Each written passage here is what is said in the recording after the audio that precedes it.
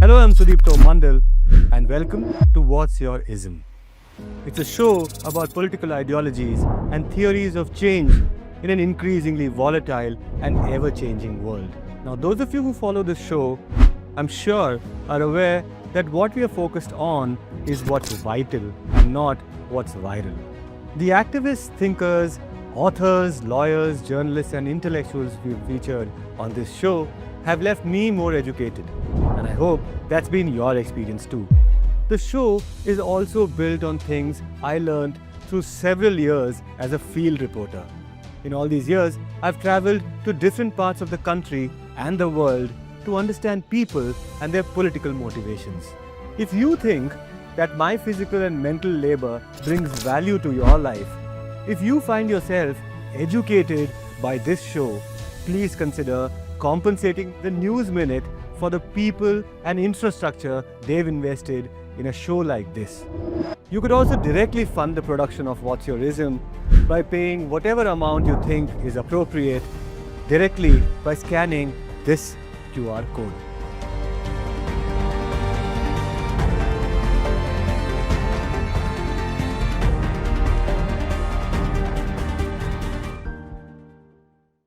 Hello and welcome to yet another episode of What's Your ISM. 1 year ago, we had a guest over here whose interview ended on a note where we said that the next episode with him will start on that note. The note on which we ended Shivasundar is all these problems, so what is the solution? You know? And Shivasundar, as you know, is Karnataka's Marx Baba. Needs no introduction. If you want to know who Shivasundar is, go back and watch that episode. We are going to cut to chase in this episode. Shivasundar. That's better. One of the best reactions that came to our previous episode, here is an exact quote. You guys find problem with everyone. Please provide solution. Yeah. Right. I want to start, Shivasundar. There's a lot that has happened since we spoke last. The world order has supposedly changed. Many political developments have happened in Tamil Nadu, in central India with the collapse of the Maoist party, the emergence of the cockroach Janta party and these kind of phenomena. There are many very game-changing things that have happened in the last year. So in all of this, often during these changes, I felt two things. One, from time to time, this groundswell of people's voices coming to the fore is one standout feature of the last 1 year in different parts of the country, down to the fact that in the World Cup also today it's become a political stage in America. You see the fans, the way they are using that international platform to make a statement. A lot of vocal politics we have seen. But this chaos, some would also argue, chaos is a great time for new political experiments, right? And the new political experiments that we have seen, I don't know if they inspire confidence or not, so these are the things I want to get into. So the conditions are quite chaotic. So is that in itself a reason for some hope maybe? Because a new kind of politics may emerge now? Of course, I think every generation and every era will have its own solutions. And some solutions would be extensions of the previous era. But definitely there will be a rupture and definitely there will be continuity also. Both will go together. And as you actually showed many examples of last few years, I think you can trace it to 2001 also. What happened in Argentina, the whole of Latin America. Then you see the revolutions in the Gulf. For example, this Tunisia, this Libya and those things. Then you come and you have this our own Indian experiment of how the desperation with UPA resulted in a very bad thing anyway. That was not a solution. But there was a kind of resentment of the people that exhibited in its own way. Then of course, in the last few years, you have all the neighboring countries, Sri Lanka, Bangladesh, everywhere. And of course, Gen Z revolutions in Nepal. As you suggested, even the Cockroach Janta Party and also to a bit even the developments in Tamil Nadu are a kind of Gen Z response in Indian era, in the Indian time and place. I think every period will come up with its own solutions, which will not be sufficient, which you have to take on from there with historical experiences blended into that. You have rebellions. All rebellions need not be revolutions. Rebellions are just a kind of, it could be instantaneous or it can be over a period of time, it could be a response, a strategic response also. But unless you have a some kind of structural understanding of what kind of solutions you want, what is the problem, you have to identify what is the problem. Some kind of identification of the problems would be very ephemeral. You could see only in the symptoms. Most of the experiments, actually, according to me, some of them would only ended up in finding the solution to the symptoms. There are some structural problems. For example, the democratic problems in Libya or Tunisia, for that matter, it was not actually embodied in the rulers. It was very structural, socio-political, economic, and cultural. It was a systemic crisis. And none of the many movements which came up actually did not attend that problem. Of course, that is also one kind of response. But if we should not get disillusioned, because it will go back to the same old era. In fact, Bangladesh, what structural change, what basic alternative it did offer, what Sri Lanka, I mean, structurally it is better than Bangladesh, but any structural change did it offer? What happened in Libya, Tunisia? Nevertheless, that was a rebellion. Nevertheless, that was a kind of response to that particular crisis. I think history actually goes on like that, and we have to learn lessons and see that these things will actually blend into a kind of new solutions. These are very hopeful. But the examples that you gave about, I mean, particularly if you look at Libya and Tunisia, those examples, in a sense, are part of a larger trend. It's almost a blur in which you see a certain overarching Western dominance playing a very important role in the shaping of these things. But that aspect has actually changed. That's why I said that a lot has changed between the last time when we spoke. In just 1 year, right? Let's look at the emergence of the China, Russia, this kind of a bloc and this talk of the multipolar world. A couple of years ago, a year and a half, or even 2 years ago, it was still one of those things that you only discussed conceptually. Suddenly we are there. Right now, as we speak, there is a negotiation happening, which is clear evidence of the fact that there's been a shift in the power balance between Iran and the US. And on both sides, the big powers of the world are aligned on either side and all of these things. This presents, do you think, a new kind of political opportunity in the world? What kind of... See, because why do I ask this? Because this is also coincided with this America going inwards, pulling out of world affairs in terms of, their military is one part of their project. The other project is this entire US aid, which is tied into the United Nations, and which is tied into all kinds of development programs. To me, I get a perverse pleasure, honestly, seeing all these international NGO people in our cities, suffering for jobs, honestly, right? We've seen what these foundations and these bodies do. They come literally into movements to de-radicalize them, to put them on a drip serve. These Ford foundations, these other foundations, right? They come over here, they start these international NGOs, Amnesty, any number of them. I mean, they may have some problems in terms of, we may agree with them to the extent that, yes, we don't want the government clamping down on them, but we know their whole model. So to that extent, you're like little, saying that, but then what takes the place of that? These are questions that are coming to my mind. Tell me. The second part is very important. How you ended that your question. What takes place? Yeah. This is going to decline. In fact, how empires actually decline or collapse is a very important thing to study actually. You have seen many empires over a period of actually millennium. Many empires came up and it collapsed. And it collapsed because of its own arrogance, and it thought that it is invincible, and it was never actually, no empire without actually dominating, hegemonizing, exploiting, no empire can sustain. And that dominance, hegemony cannot sustain when it is based on exploitation. So that is the simple truth of the history. And that happened to even America. In fact, prior to America, you had British Empire, British imperialism as such. And America came with lot of actually hopes and actually many assurances to the world saying that we are not Britain. We actually promote democracy, etc. That was a different kind of imperialism. People also call it a new imperialism thing. In empires and colonial period, you had physical army going and geographically occupying your colonies. Now you don't need that. You need some dalals actually working on behalf of you. Dalal, right from politics to society, culture, everywhere you will have some dalals who will be arguing on behalf of the colonial project, which will be hegemonic project also. Then without actually being physically present, you can exploit the territories, you can exploit the resources. That's what America did to the whole world.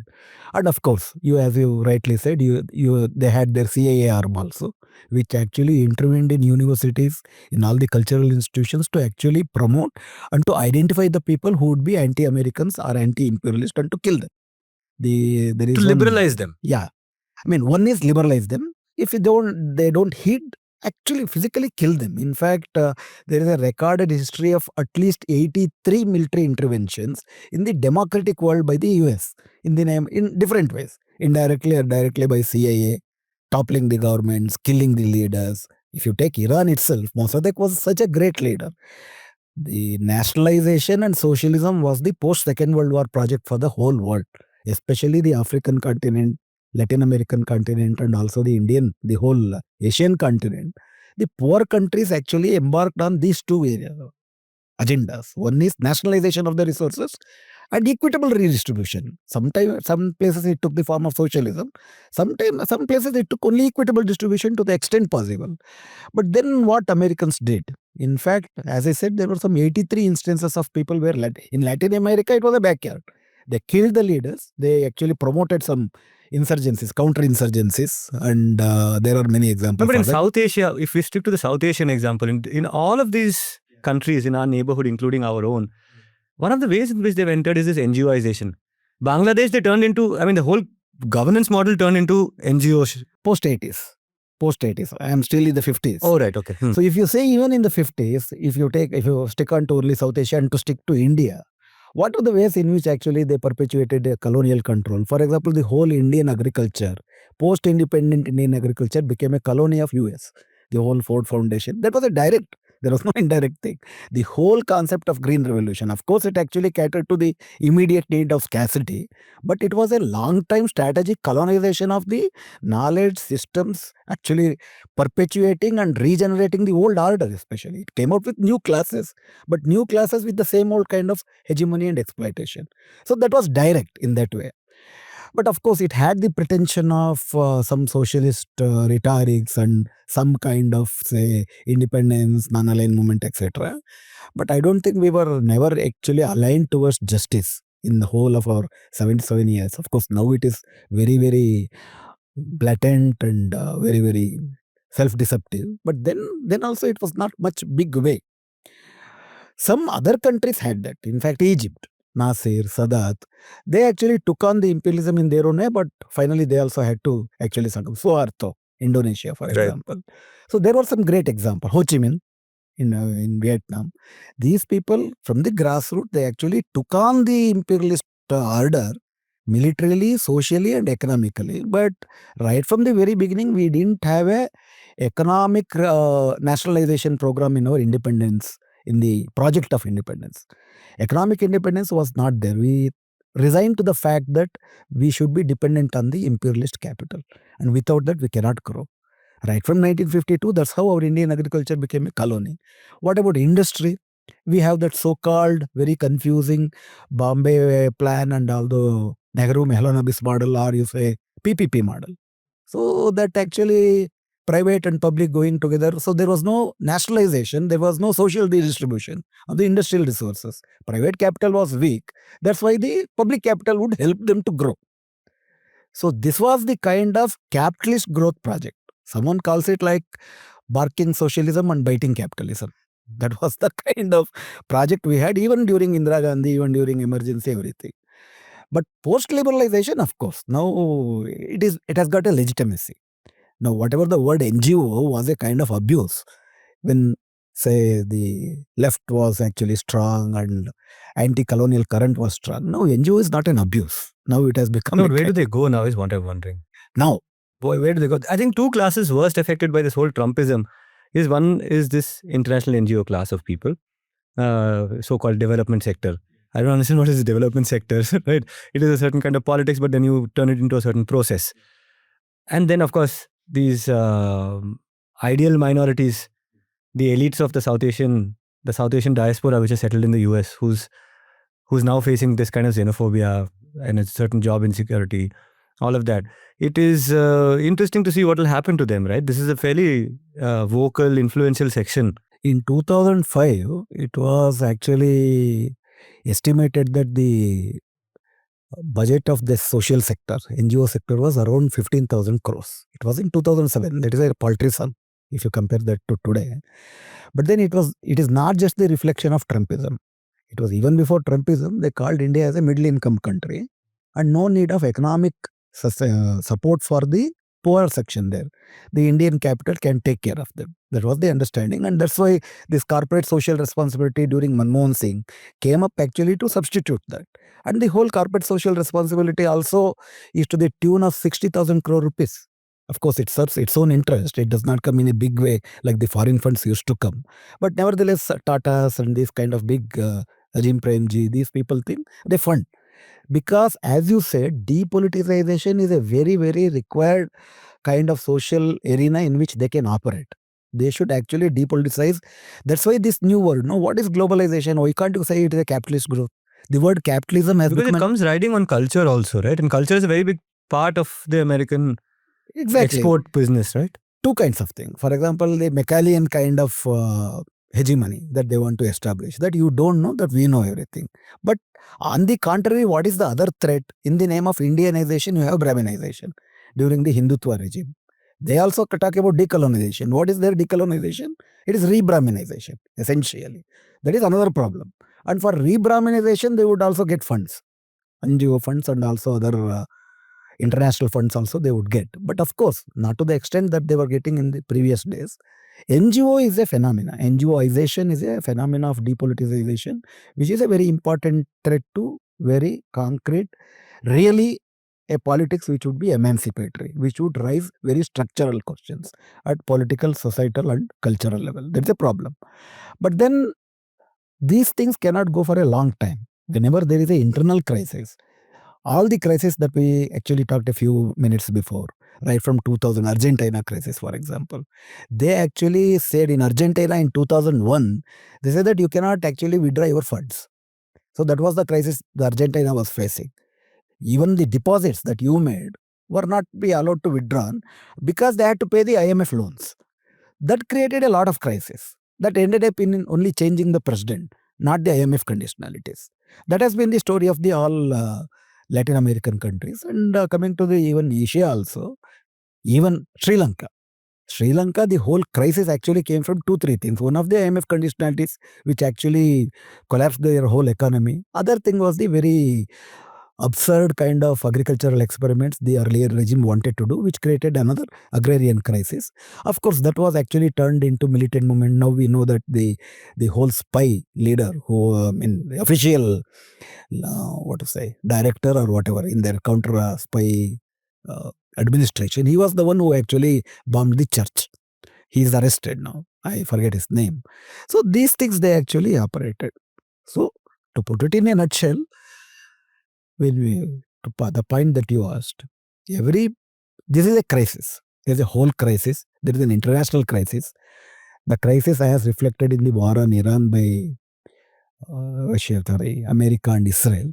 And it also actually reflects how Iran is sustaining itself. We can have a lot of questions with the internal arrangements of the Iranian society, but then it is sustaining. And if Iran actually wins with flying colors, that would give a boost to all kind of poor countries in the world, that they can actually take on America. And what is America? That is what I was getting at. Yeah. So that's actually now if that, because now what kind of opportunities does arise out of this new reality is what I was getting at. There's a space in terms of this global influencer, this global police, moral police, all of that, which the US may have withdrawn from. So you don't see a China filling that space. Yeah. They will not. They are not going to be the global police. They have a different notion of how to manage their own economy and the international order. We can talk about that. Yes, talk about that. So how do you see global order from now on? Because the US has played a very important role in this global order, whatever it may be, disorder or order. With its withdrawal, do you see other countries now? You said that Iran might inspire other countries. Like whom? Yeah. See, Pax Americana is collapsing in all its kind of, in its politics, in its in economy. What is the economy of the American hegemony? It is basically promoting the private capital and American interest and building clientele in every way and building strategic military alliances with the whole world. First of all, the very NATO was to say that they want to actually reconstruct the European countries, which was devastated by the Second World Order, and they became a kind of satellites around American hegemony. Then they wanted to expand that NATO allies. They wanted to have an alliance with South American allies and also the dictatorial regimes, and also in the Middle East they wanted to have that the whole Saudi Arabia, the Bahrain, Kuwait, Qatar. These are new countries, they are not even countries. They are GCC satellites. countries. The whole GCC thing is an artificial product of American hegemony. They wanted to actually base their military bases there so that they thought that they can help them. So that's why they even this GCC thought America would help them. Now they have 800 bases, whole of world, the biggest one. That's why they have to spend more. That is why when they are spending more, there is a kind of it is a funny thing to actually know that when China was opening its economy, most of the European countries did not want China to be part of WTO. Who supported? America supported China to become part of WTO. And since China had a very strong industrial base and very strong labor base and with the authoritarian, though communism, it had its own authoritarian rules, so that there will be rules and regime of rules and regulation, cheap labor and vast resources. They thought this is the time to actually exploit China, use this opportunity. Many industries, manufacturing industries were shifted to China. That's how China grew. And meanwhile, whatever resources, whatever surplus they got from that, America invested on expanding its bases. It so happened now, China's economy is now $32 trillion and America's $40 trillion within a span of 25 years. Growth of China is gigantic and America cannot stop it. Because if they stop it, they will collapse. Because America is completely dependent. When I say America is dependent, it is not just America. The whole clientele empire of America is completely dependent. Say, for example, India. If we stop actually importing from China, because in that Galvan thing, we thought that we'll ban TikTok. If you ban everything, you don't get even a simple medicine for your immediate necessity. 90% of our medicinal requirements are from China. Many electronic, satellite, everything is from China. So they have become factory of the world. So this growth, and later part of that, when Xi Jinping became the president in 2013, he largely invested even expanding their military into the three other sectors. Earlier, conventionally, we have army, navy and air force. Now the wars are not fought on that. Even not a single soldier has been put his foot on the Iran now. It is happening in the space, electronics and digital warfare. China is so ahead of America. America is afraid of that. One example, if I have to cite, recently Trump visited China. You could see the body language of Trump, how he behaved as a second grade leader of a second grade country, pleading before Xi Jinping. That is because if China actually decide on something, it is difficult for America or its prowess to actually take on China. It is said that in last September, they actually come up with what is they called as New People's Army Day. That is the new army of their structure. Even during the revolution, on September 13th or so, they had a rally for 5 days. There was a big rally. There were 10,000 robotic soldiers marching on the thing, and they are in the 10G era. We are in 5G. They are 10G, and it's far ahead. And in fact, even Operation Sindoor, it is said that Rafale aircrafts were actually, they fell down only because, not because of prowess of Pakistan, because Pakistan was helped by China, and even the ultrasonic technology was deceived by the technology that Pakistan used that was supplied by China, and we lost 5 Rafales. And if that had continued, India would have collapsed. So that is the expansion. And now China has another big project called Belt and Road Project. Right from the East China to the West Europe, they want to connect the old Silk Road, new Silk Road, digital Silk Road, and the whole, what is that called, emerald, that a kind of garland, garland of, that means that ports, The whole world has become part of it. Earlier, when China wanted to become part of WTO, out of 44 African countries, only 4 supported. Now, in 40 African countries, they have their investment. So it is the way that they build empire. It is through mutual development, and they won't come to your, they won't actually hegemonize. Is that what we should, I was actually, you got good. This is like, we'll take a second here to reflect on this. So these are all the achievements of a nation, of a civilization, and of a certain interpretation of the ideology also. No, there is another thing which I want to actually, that is the way generally it is understood. Yeah. But then now all economists actually analyze how did China do it. Because in 1990, the GDP of China and GDP of India was same. Right. And both the countries actually exposed to the world market after 1990. Why that China actually became a gigantic country? Because in population wise, they are the one, now we were number 2, now we are number 1. That's a different thing. But how did it happen? It is because of the strong social base of human investment they made, basic social relations that was changed due to revolution that happened in 19. We became independent quote unquote in 1947. They had their revolution in 1949. What kind of revolution? Complete collapse of feudalism. Complete socialistic kind of development model. There was a share. There was investment in human capital. They didn't actually build big roads. They invested on education, health, and those sectors. By 1990, when Deng Xiaoping came and he wanted to become a market leader, whatever was required was ready. In India, we actually did not nationalize anything. In fact, China nationalized everything. There was nothing actually big as compared to India, but whatever resources they had, they built their strong home market to the needs of the people. Home market was so gigantic, it helped the whole economy to grow.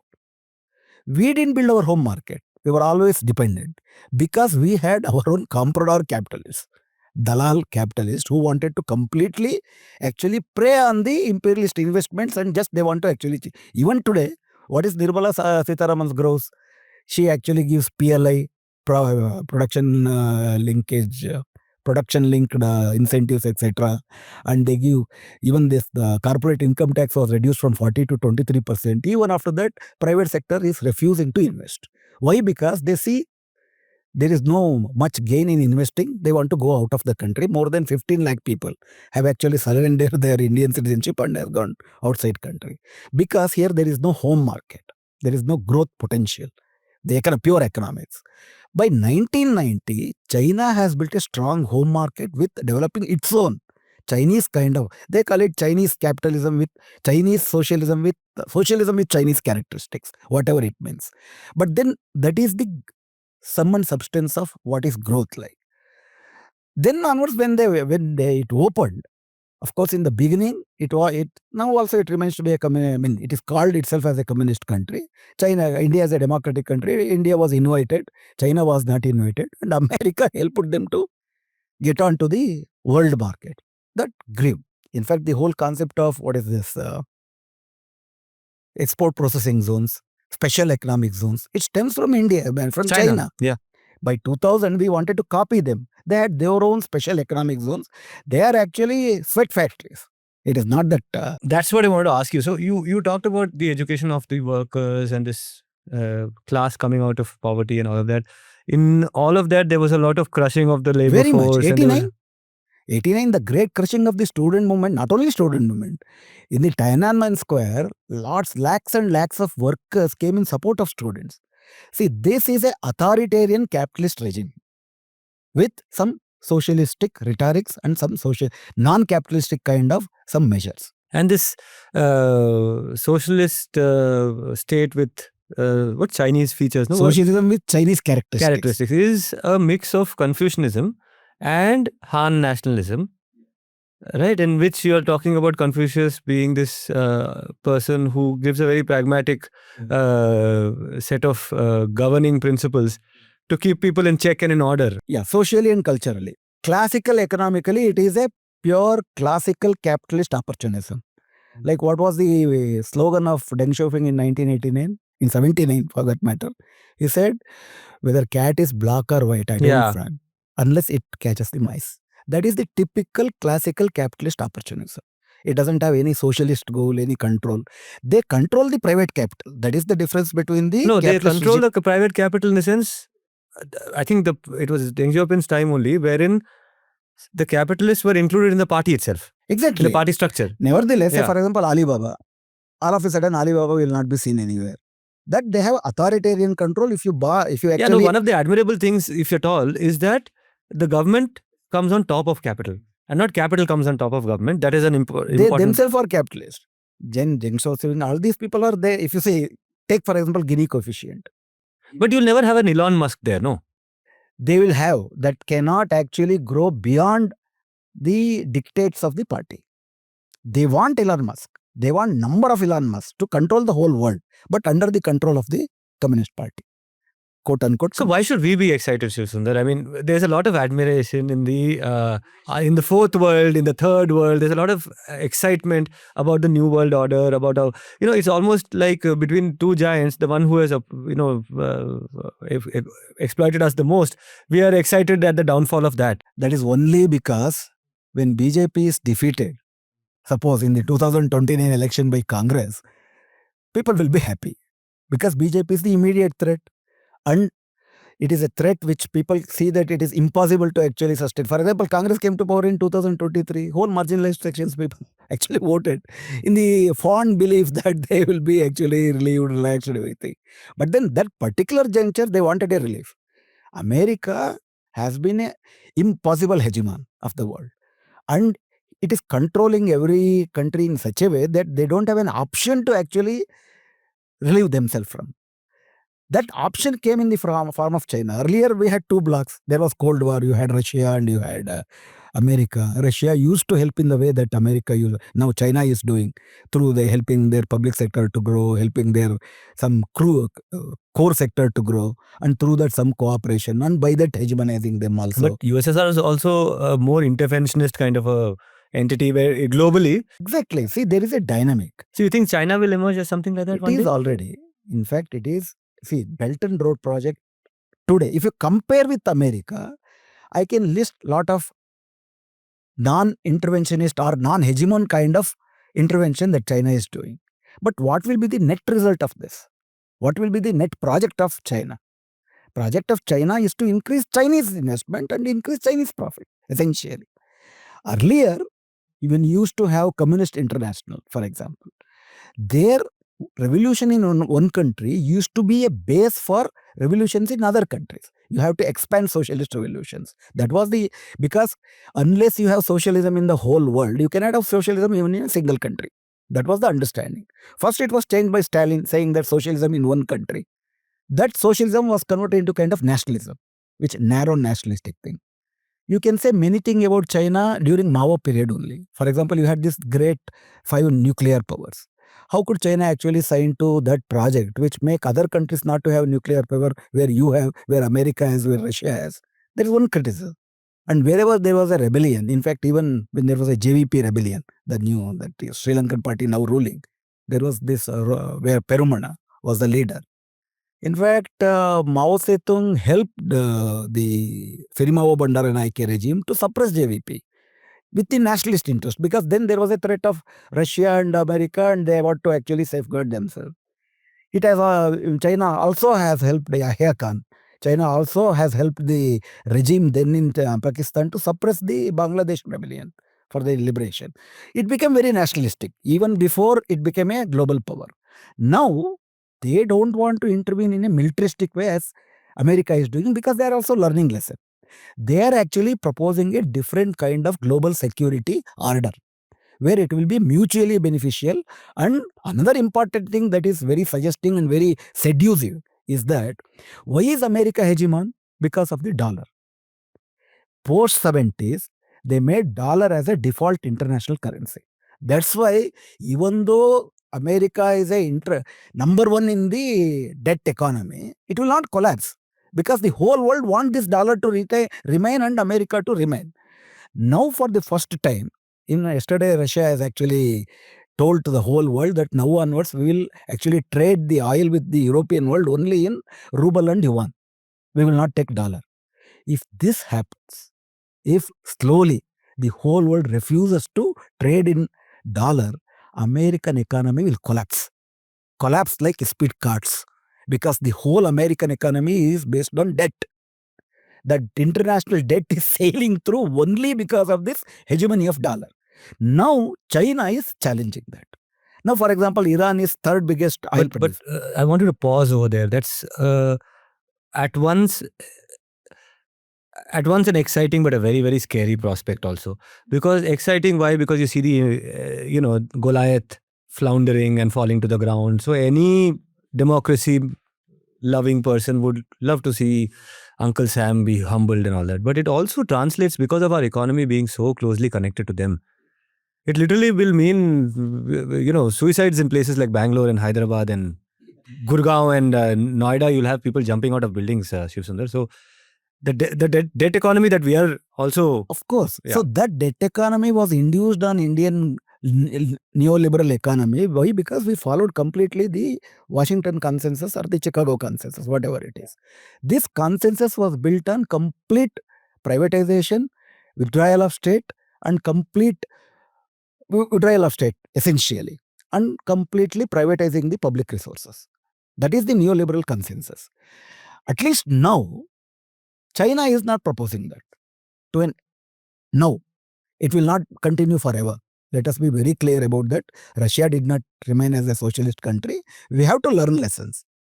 That's why I always give this example of Congress and BJP in Indian context. We have to defeat BJP, and Congress is not the solution. Congress is equal to BJP, but Congress is not the solution to BJP. That clarity we should have.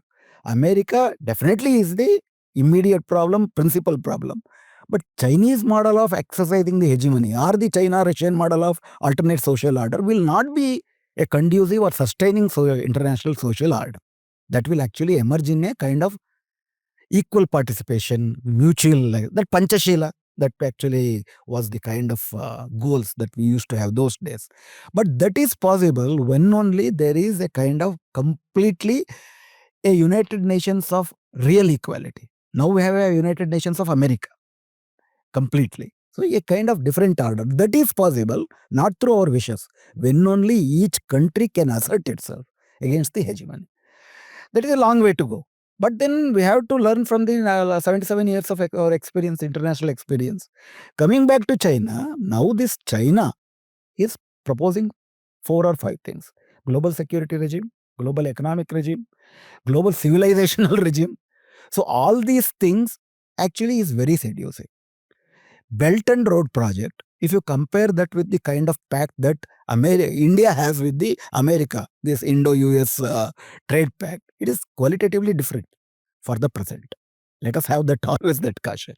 So when you have to have an option, the tragedy of Indian people is that we are actually acting on behalf of United Nations in this region.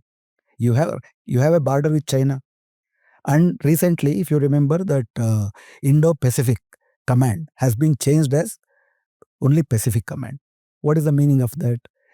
When Trump came to power, he changed the nomenclature because he wanted to give India a position in Pacific.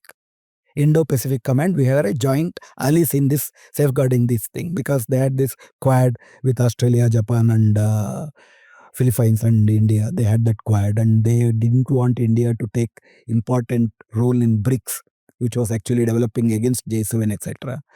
And whenever they used to have a discussion about the Asian economy, India was opposing the one particular nomenclature, saying that you should always use multipolar Asia. You should not use superpower Asia, because they wanted to suggest that China and Asia and India are two superpowers in Asia.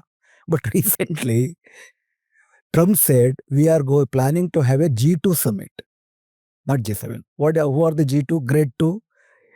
China and America. Not only G2 in Asia, in the world.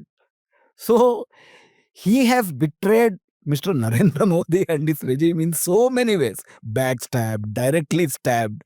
Still, we want to actually latch our ship only with America. We have such a kind of projects, strategic military projects with America, that even if you want to wish away from them, you cannot, because your whole navy, your whole air force. That is why I'm tied saying with that, them. are we going down with them? We are completely. In fact, at least now you have a choice. Now you're not at collapsed. Still, America, the collapse will not be a one-day event. No, but the collapse is quite sharp in terms of, if you look at the job market now. That typical crowd, no, that IT engineer, that Sarjapur crowd is feeling very, very insecure about the. That is not immediately the function of war or the collapse of just America. It is the collapse of capitalist economy. Collapse of capitalist Globally. economy in the global economy. Global capitalism is collapsing because it is based on these bubbles. If you have a strong home market in each and every country, see what is the percentage of the service sector in the whole global economy in every nation? It is more than 60 to 70%.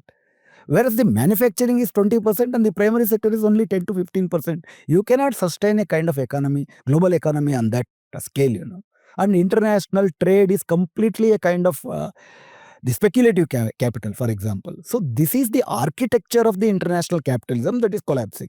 That has to change, and some kind of corrections will happen then and there, because you have to actually survive. Every 10 years they will find new era. For example, since 1970, international global economy is perpetually under general crisis. They call it general crisis. Every 10 years, they will find some kind of bubble to actually latch on. For example, you had that dot-com economy. You had that 2007 crisis. What is that? That mortgage crisis. Then you had subprime crisis. Subprime crisis. Every 10 years, and now you have this giants of this Facebook, this Google, and digital economy. Now that is the new world. Then after that you will have, what is that, bioeconomy, on which the whole world will trade on. 40% of the international traded goods will be on bio factors. So they want to actually postpone the crisis, finding the new things. It is an artificial postponement at the general crisis. But then this architecture is bound to collapse. Which are actually withdrawing? It is because this Amazon, for example, Accenture, these are the bubbles, These are not actually producing things. The service sector were actually given to outsourced, and they were actually charged in such a high prices. And even if you give in dollars, in rupee, it would be 80 times more than each dollar. So that would actually sustain them. Now that AI has come, artificial intelligence has come. Artificial intelligence is a product of a typical type of capitalist growth that we actually embarked upon in the post 2000 era. We want to actually reduce the human labor so that the profit component, the variable component, will be more. When you want to that is not just American thing. It is Europe, even for example China. It is the complete global economic model that we are actually pursuing. This is bound to collapse now, because, as you have rightly suggested, why our software people are so afraid of, you have this credit market. They would be seduced to actually buy 3 times more than their income, and immediately they are out of the job. They are bound to commit suicide, because they cannot even actually give the monthly whatever thing they have to give, because 3 times their income, they will seduce that. This bubble economy is part of the international global architecture. That is actually aggravated because of the crisis in the Gulf, because of the American-Israel, because oil crisis, inflation. Because of inflation, there is no growth of demand in the international global economy. Since there is no growth in the international global economy, export-oriented growth is actually completely declining. When there is 30% of our Indian economy is based on exports. When you don't have export, definitely, as you said, not only service sector, much of the agricultural crops are going. Now you have triple type of shocks. Now you don't have that export market. You don't have actually urea and other kind of menus because of the Iranian crisis. Third, you have inflation. So all these 3 crises. This crisis can be mitigated at least after if the war comes to a pass. Yeah. But the structural crisis, which was even existing before that, will continue unless the architecture changes. That architecture will change either inwardly or outwardly, either through implosion or through explosion. We are heading towards that. And in some ways, one would say that this is the kind of collapse which would lead to the politicization of the masses, so to speak. These are the kind of conditions in the past we have seen economic crises leading to revolutions.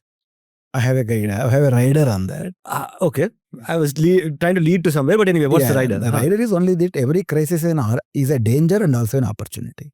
In fact, during the Second World War, the kind of crisis Germany had should have generated revolution, but it produced a fascist. It produced an Hitler. And not just in Germany. In Italy and in Spain. Not even just Italy. 50 countries of the world were at the threshold of fascist rule. Right. Some fascist counter-revolution collapsed because of so many other things. Because this economy, when it actually is not led with a vision, hope, and structural change, that subjective factor, which will lead this crisis to from danger to solution. If that is absent, for example, in Germany, what happened? That option was completely decapitated and decimated. Communists were killed on the streets. Socialists were killed on the streets. And also now that we are seeing a certain kind of, I won't call it socialist, but it has certain socialist features. It is protectionism, it is xenophobia, and has some white socialism, if at all. In different parts of Europe, if you're seeing a certain in Spain, in France, in Germany, you're seeing the emergence, even in the UK with Stammer's emergence and all that, you're talking about a certain white socialism, if at all. Last time we talked about Stammer, how his politics is very he's dubious, and that's what actually resulted. See, Brexit is not a socialist project. Of course, Brexit is very much xenophobic, capitalist xenophobic, because the capitalist class in Britain were actually threatened by the onslaught of the European hegemons. So they wanted to protect them. So they didn't want to protect the labor class of the Britain. They wanted to loot them, and they did not want it to be guided by the European human rights rules also. So every protectionism need not be socialistic. Of course, and that is, in fact, I use that as an example to connect back to exactly the kind of things you pointed to, which is that 50 countries were flirting with fascism in the time of Hitler, Mussolini, and that I suppose is a feature of today's mobilizations as well, against certain features of this capitalist order. But they are not exactly anti-capitalist or anti-imperialist things. And in India also, so therefore you're saying, by import, you're saying that in India, this kind of an economic collapse will not lead to any kind of necessarily left, because already you have such an attractive thing in Jai Shri Ram. Jai Shri Ram is one thing. Other thing, as you pointed out rightly in the beginning, NGOization is there, still in a big way. Depoliticization is happening. Identity politics are actually playing their own game. Identity politics will be very, very highly democratic, will have highly democratic potential provided it actually blend with the democratic aspirations. Assertion with redistribution. Identity with actually redistribution and the larger solidarity. That would actually result in different.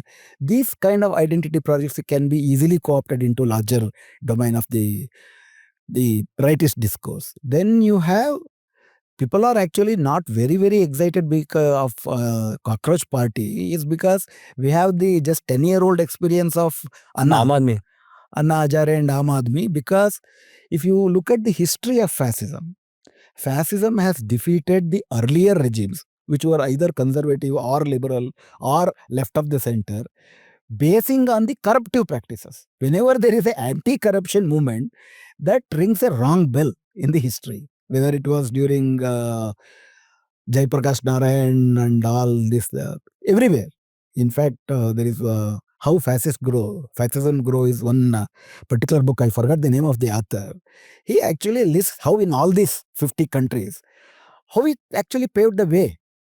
The question is, Hitler is a dictator. Hitler is cruel. His SS and our other armies were cruel. But why then Germans were silent?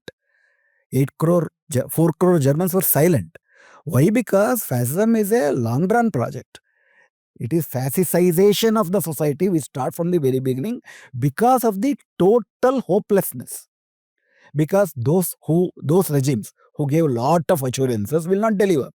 There will be a complete kind of resentment. And then you have what Griffin says as he calls it as palangetic ultranationalism. What is palangetic?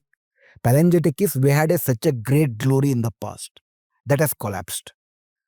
Through ultranationalism, we will actually regenerate that glory. Fascism actually did that in Germany and everywhere. Even Modi is doing that. We had such a glory. Muslims actually did away with that. Now we have to resurrect the glory. This will appeal for the people who are in the crisis. I will give you another analogy. You talked about NEET. IMF and ILO talks about another NEET. What is this NEET? This is the group of youth aging between 20 and 29. This NEET says not in education, not in employment, not in training. That is NEET.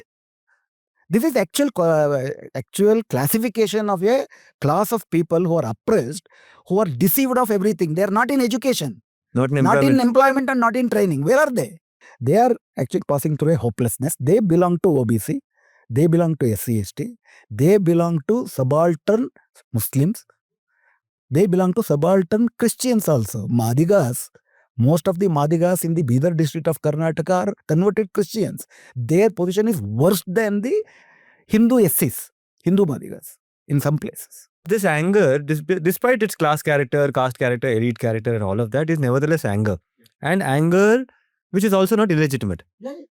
The cause for which they are fighting is not, nobody is saying that it's an illegitimate cause, and therefore one only can cry over the fact that there is no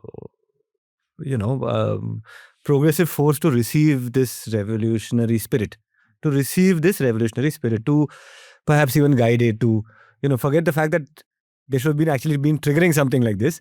But now that it has happened, sometimes, like in the case of Lenin also, right? He was somewhere out of the country when the revolution happened. And then he always been there outside the country most of the time. Yeah.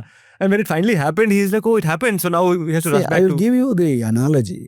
What happened during 70s? Naxalbari upsurge happened. How it reverberated in the elite colleges of Bombay, Delhi and Calcutta? It was actually because there was a movement going on in the field. People were brutally killed. And it actually posed a question to this class of the people who are actually well off. You might have read stories about that. But then when there is absence of the people's movement there, these people will only work for them. That is not a problem. I am not actually saying that there should not have been CJP. No, of course. CJP will happen. But what would be the future course of this CJP in the absence of grassroots level people's movement who are on the streets? That is the change that we are witnessing during the 70s and the same crisis, same kind of complete despondency, same kind of resentment, but there is a complete big absence of grassroots level class and oppressed caste movement in the grass. And you see that as a common thing running through the South Asian neighborhood, because we saw that in Sri Lanka, Nepal and all that. Not only South Asia.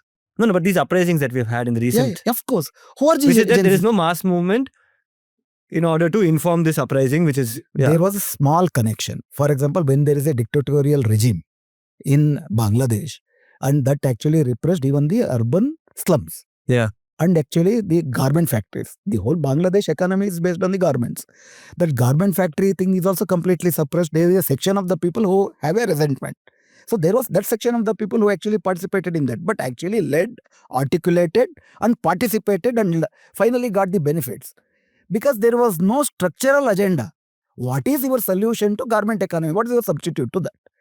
We actually say because of the garment economy, the per capita income of Bangladesh actually exceeded the per capita income of India. That is a fact. In 2022, they were $2 more than India. But then that cannot actually perpetuate for a long time if it is completely dependent on the export economy. If America collapses, Bangladesh collapses. Then there will be more suicide. They will be going 100 years backward than what it is today. What is the structural solution to that? Structural solution is it should be inward, basically catering to the grassroots level people. Instead of building big satellites, you see how the arid economic area zones of agriculture can be producing more tomatoes for that matter. And yet I feel a little excited about these developments because it is again and again a reminder to progressive politicians and activists that the conditions are still ripe. the conditions are ripe for a revolution. These people coming out in these numbers against these things. When it was not ripe, tell me. When it was not ripe. I think the 90s were the worst, no? See, 90s is also you saw the upsurge. For example, the whole Mondal upsurge. Mondal against Kamandal came up as an upsurge of the OBC middle class people who were never on the streets. There has always been an opportunity, provided that you understand the dynamics of the particular era and actually devise your own strategy, tactics, program, mobilize people. First of all, go to the people. I myself, at least basing in Karnataka, I find we are in a comfort zone. All the movements are in a kind of comfort zone. Because compare any movement, I'm not talking about one particular movement. Take, for example, farmers movement, labor movement, or the students movement. They all have become the movement to articulate the middle class of that section. Dalits, farmers, labor. Where are the people? Where are that grassroots movement in the unorganized sector? Where are the grassroots movement of the students who are from the most oppressed sections of the people? Where are the movement for the landless peasantry? And you're saying all of these things at a time when we are seeing a massive grassroots movement having died. Right, and that's actually my next section, really. The Maoist party's collapse. Right. Die and collapse, I don't use that word because death is something the complete end. You can't actually say the end of anything for that matter as an end because a political project survives in different forms. The very genesis of a political project is in ideas. It's not in the material way. So likewise... Then it's a collapse of a certain set of ideas implemented a certain way, right? Yes, certain way, that's way. That particular way of appraisal that has been proved not impossible at least for some time to come. That is correct. And there are some things I want you to respond to. Of course, I will want your analysis of the party as a whole, its project as a whole, the CPI Maoist. But in its last days, when the military operations were going on, I had two interesting guests who came over here. Professor Hargopal and Digri Prasad Chauhan. And Digri Prasad is a human rights activist who also happens to be a Dalit Ambedkarite. He comes from that kind of background. Works along with Soni Sori, Manish Kunjam, all these people. And Hargopal comes from this entire Bela Bhatia, Nandini Sundar, that structure. And one of the things which really stood out for me was this stark contradictions that were emerging of the Maoist party, wherein Manish, Soni, Digri were saying that the civil society people from Delhi and Hyderabad are doing, every time if you notice there's a trend, whenever the top leadership is in danger, then they will have their press conferences in Delhi and Hyderabad. The cadres have been dying for so many years, they don't. Now the leadership is in danger, so they come back again and hold these press conferences. There's a very sharp line of criticism, but somehow there is some empirical truth also to that. So firstly, the civil society response, Shivasundar, at that time, it was very, when they were talking about ceasefire and things like that, Manish Kunjam was saying, we have given them so many options. So many times I have gone to them, asked them to lay down arms and all that. That time they were saying, we'll fight till the last man. Now when they're actually facing the prospect of, going down to the last man, their nominees in the civil society world have come in there talking about peace. And now the Maoists also made a very strange position, right? Saying that we have seized fire, which means we're only doing defensive action now. We are not doing offensive action, which seemed very dishonest or hypocritical, no? I think I should answer it in different levels. Sure. Taking some time also. Of course, please. Yeah. Beginning with that particular civil society thing, I think there is a lot of discussion. I have actually watched both the interviews. Manish Kunjam and also Digri Prasad and also Hargopal. Hargopal was 2 episodes, I think. No, 1 episode only. There was a reflections episode that I had done. Yeah. So I have gone through that and I mostly agree with most of the actually arguments that was placed in the way.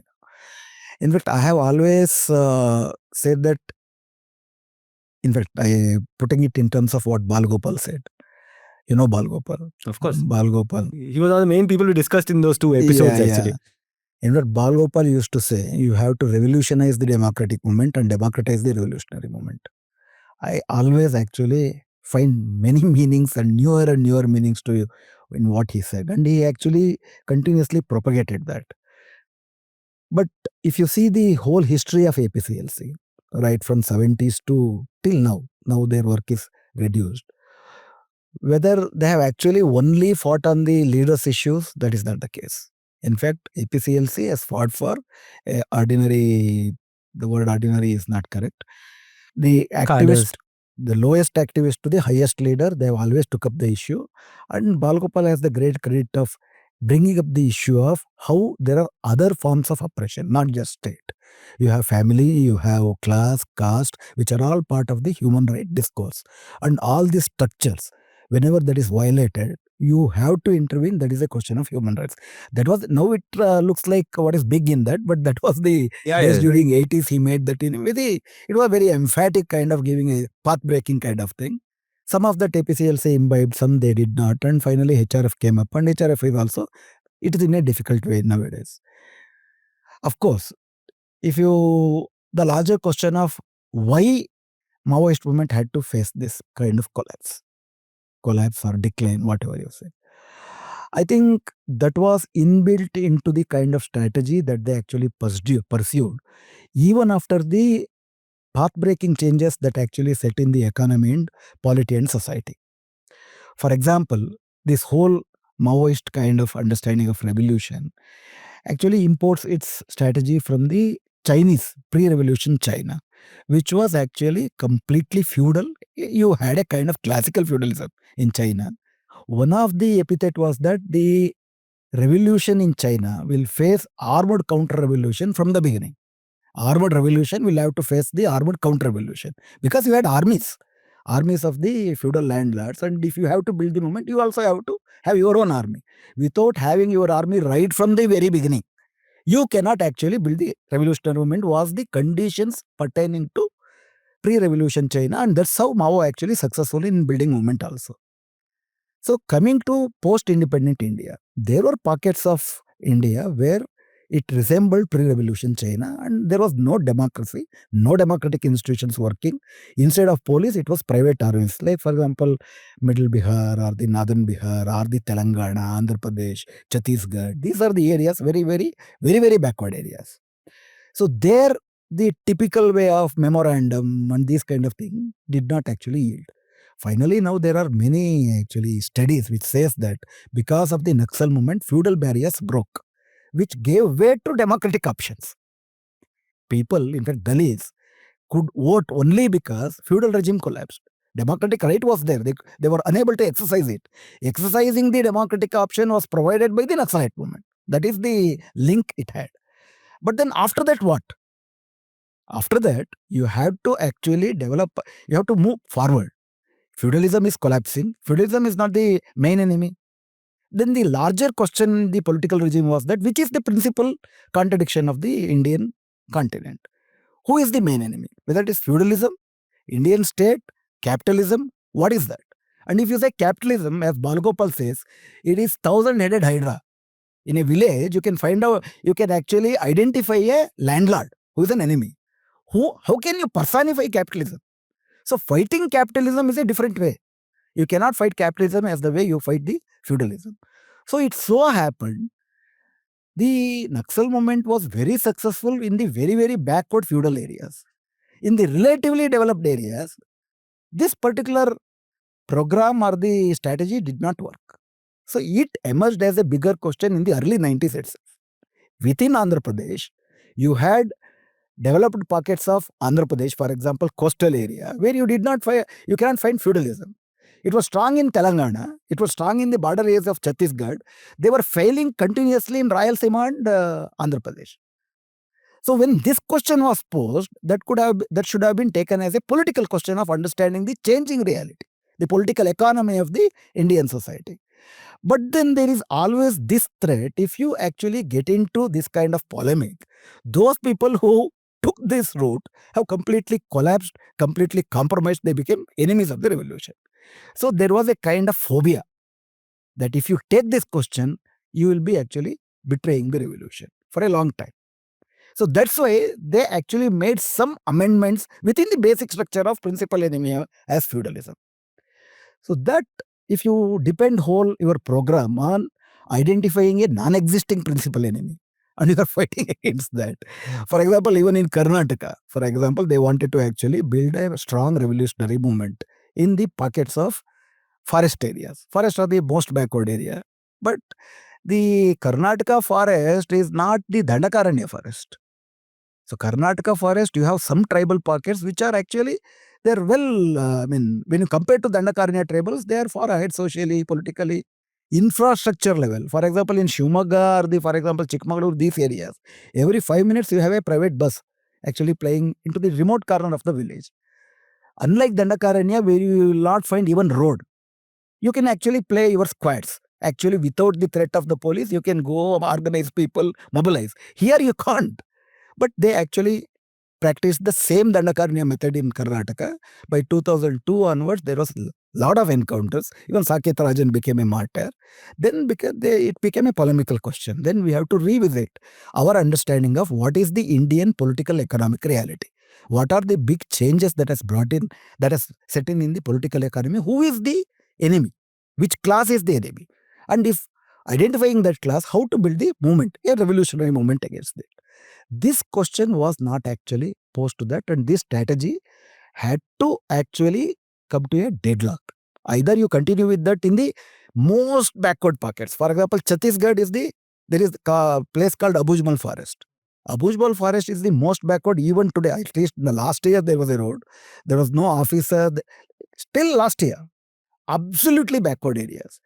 They just built roads. That's what, That is only because they wanted to actually play the military exactly. vehicles there, and now they want to actually give it out to Ambanis and Adanis to actually take out the, I don't know, whatever. Yeah, but building roads was part of the military strategy of defeating Basically, it was military strategy. Now it is being used by the Ambanis and Adanis. So there is a inherent flaw of the Maoist understanding of the Indian society post 90s, and their strategy that they wanted to continue stubborn because of the phobia they had, that actually led to this. And in the most backward areas, finally, where the final collapse came, even according to Amit Shah, Chhattisgarh is the biggest threat. And Chhattisgarh, they won. Chhattisgarh, why? Because the very, very backward area, hardly there are any infrastructure. That's why the last pockets continued. And it also so happened, now you come to the sociology of the Revolutionary Party. These complex realities, if you want to understand, it needs a kind of a caliber, an understanding. When I say caliber, I am not talking about the intellectual capacity. It needs an exposure. It's this an exposure to different kind of economies that's working. To have a totality of the Indian economy, you need to know service sector. You need to know artificial intelligence. Unless otherwise, you cannot build a strategy to that. It so happens that there is a big gap in that exposure. And given these underground structures, exposure itself is a very, very, very problematic kind of, it is a life and death question. So that also brought in political backwardness into the party. Political backward. This is such an interesting way you look at it. The political backwardness, which means you're saying they couldn't update. That's what backwardness. Updating is forward. And updating, when you talk about Marxists, updating is the absolute survival technique. Is the actual, exactly, the north star of your intellectual project is updation. That's the problem. Because dialectical materialism all about 100%. Yeah. That became a big problem. So how to break the problem? To me, it is a unsolved question. It breeds in a kind of Brahmanism, according to me.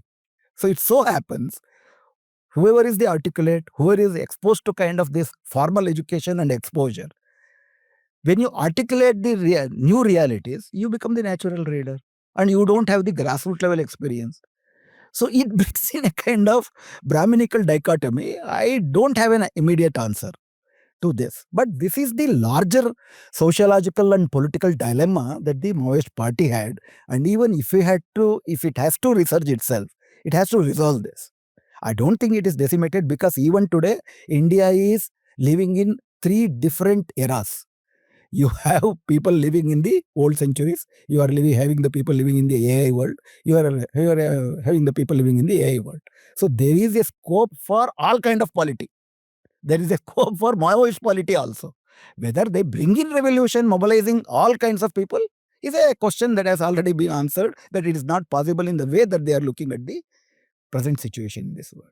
But Are there the counter question would be this: whether this democratic polity has it resolved the questions that the Naxalists have been raising in the Adivasi field? They're not doing that. That is another way of looking at the They're not resolved. So democracy has failed. Maoism has failed. Finally, that is the fail. We have this history of failures, but only one thing: failure is impregnated with lessons. Success has only small lessons. So we have to learn lessons. When I say democracy is failed as a project of emancipation, according to me, socialism is a precursor and a prerequisite for Indian socialism. That's what even Ambedkar said. Social democracy is a prerequisite for Indian communism. So that prerequisite, how are we going to fulfill it? Without that prerequisite, without that democratization of the party, of the structures, of the society, so socialism and revolution will be difficult to achieve. So this is a larger question. I don't think it is only Maoist question. It is a question of Indian revolution, according to me. Anyway, that is something we can talk for another half an hour about. But I think we should leave one segment for the place we are from, where we are. Nama karma bhumi, nama janma bhumi, nama Kannada bhumi, right? And at least, if not Kannada bhumi, at least the South. Yeah, sure. Right, and in the South, for me, the Congress being the hegemon in the South, 3 state governments and 1 in coalition. Right. I mean, Congress is one of your favorite parties. You know, people say that. Yeah. You know, like when certain some of these scary bowlers will have some particular batsmen, who they keep getting. So Congress is your bunny in that sense. So, but then look at what the party is up to now, right? In each of these states where they are in power, there have been social conditions which has pushed the Congress into power. Perhaps not as much in Kerala. We can talk about it as a slightly different example. But in Telangana and in Karnataka, there were so many social movements which brought the party to power. And finally, the balance has been restored. Right? A Chakravarti has been appointed as the chief minister in each of those states. A Gowda and a Reddy. Also, in Kerala, we have Satisha, Vadaseri, Damodaran, Menon, Satishan. Wow. The person who took oath as the chief minister. You remember the full name? No, I wrote it down. I don't remember it. I wrote it down. Right, and this, why did I take it down? Because I remember when he took oath, he was very particular about mentioning that he's a Menon, that he's a Nair. So now you have a Nair, a Reddy and a Vokaliga chief minister. Let's start from there, no? Let's break it down from there. See, what does the history of Congress suggest to you? Right from the independence, it has been the party of the feudal lords. It has been the party of the upper caste. And the clientele and the people who vote to them were actually people from the downtrodden. But the leadership and the party discourse was actually framed by the feudal lords. First break came in the form of Indira Gandhi, in the form of indicate and syndicate kind of thing. Because Indira Gandhi wanted to emerge as a new leader with a new social composition, she talked about Garibi Hatao. She talked about OBC, Dalits, emancipation, 20-point program, everything came in 1969 so that she could build a different party. Because the erstwhile, in Karnataka, it was Samstha Congress and Indira Congress. Samstha Congress continued to be the feudal Congress. And this new Congress... Nijalagappa and... all the Virendra Patil, all these people. And the new Congress had to find a new articulation and a new discourse and a new constituency. That's why they actually came out with these slogans. Of course, even the Indian capitalist class wanted a different kind of capitalist regime, some reforms. For example, bank nationalization. It didn't help the rural people, it helped the private capital, because the whole mobilization of the big funds were only used to Tatas and Birlas as a funds to actually finance them. So after that, if you come to Karnataka, in fact, it is only in 1972 and 79, there were more OBCs and Dalits than the upper caste and the dominant caste. Only during Devaraj Arasu regime. After 72 and 79, the equilibrium has always been the way you are suggesting. It has always been preponderance of the dominant caste and the upper caste. And OBCs, whoever were the leaders, they could have become CM. But by becoming CM, you are actually managing the same old order. You are not changing it. At the best, as Siddaramaiah did, Kurba caste could have become another dominant caste. The whole actually accusation against Siddaramaiah is that he only promoted Kurbas to actually compete another Okkaliga caste. It didn't actually change the regime of OBCs. It has been that. Yeah. In fact, that was very much very cunningly maneuvered by the Devegowda during 2024 election, saying that anti-Siddaramaiah, anti-Kurba feelings were actually mobilized among all the OBCs. Non-Kurbas actually voted in a big way in South Karnataka to JDS and BJP. It is because the anti-Kurba feelings were nurtured. There was a material actually reality also. There was through omissions and commissions, Siddaramaiah contributed to that. Nevertheless, dominant caste used that to bring to come to the power. So that has been Congress party. I don't think there is a big shock or big anything. In fact, if you see the number of chief ministers and their caste background, or actually what kind of politics did they actually did?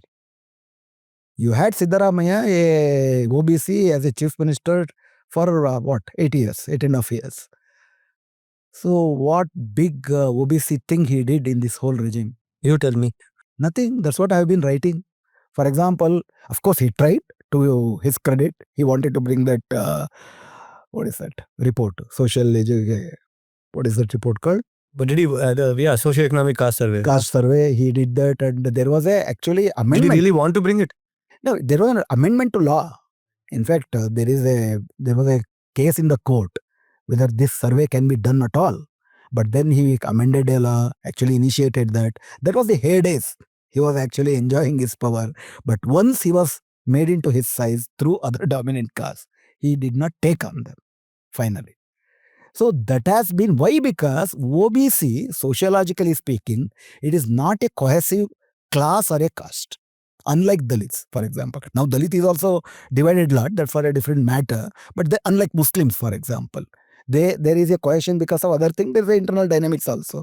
But OBCs, for example, in Karnataka, there are 250 castes. Category 1, Category 2, Category 1, Category 2A, and even Okkaligas. So it comes to around 200 castes. Yeah, around 200 castes. And how many of them will be in each village?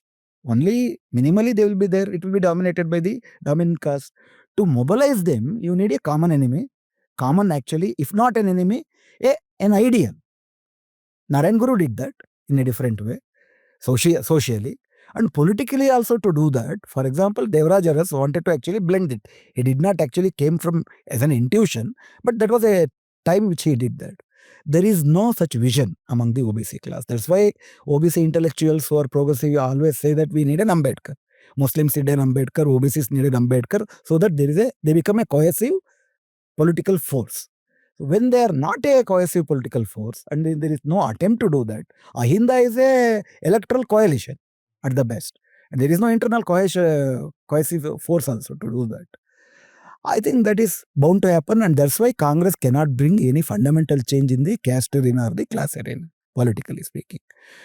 So, my larger question is why Congress was voted to power in 2023, or why the Indian people, some sections want Congress to be in power.